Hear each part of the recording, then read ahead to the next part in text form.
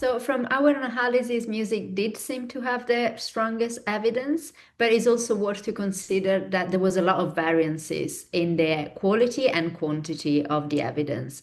So for example, color noise like white and pink noise had a lot of evidence, but the quality was deemed quite poor from two independent systematic reviews.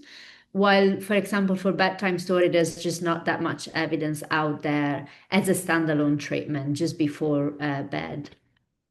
So I think something to consider, given like the fact that there is not that much evidence, that there are like wide disparities on evidence, is to think about the underlying causes of the sleep difficulty and the settings as well. So, for example, with white noise, we know that the proposed mechanism of action is blocking noises that might disrupt your sleep. And so, this can be effective, for example, in hospital settings, in an ICU where there's a lot of noises that might disrupt people's sleep. While for music or bedtime stories and mindfulness, these are likely to have a lot of different underlying mechanisms. We don't really know much about them yet. Um, but it's possible to be some sort of like relaxation or distractions. And so this could be used in different settings as well.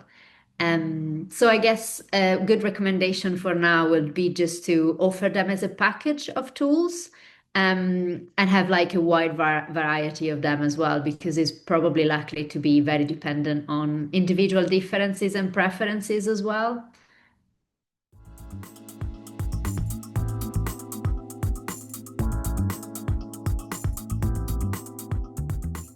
I do think that this type of content is really unlikely to cause any direct significant harm to people listening.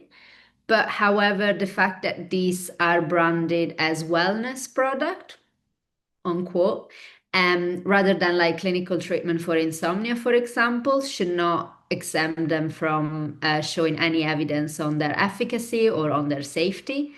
And while I do understand that they shouldn't be regarded at the same level of standard as medical devices, I think the reality is that a lot of these wellness apps don't have any evidence whatsoever backing their efficacy or their safety.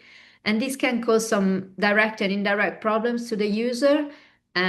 First of all, it might be a waste of money and time, which it's not great. And then might also delay individual in seeking evidence-based treatment, and might also make people lose trust in digital health intervention in general, which could be, yeah, a problem in the long run.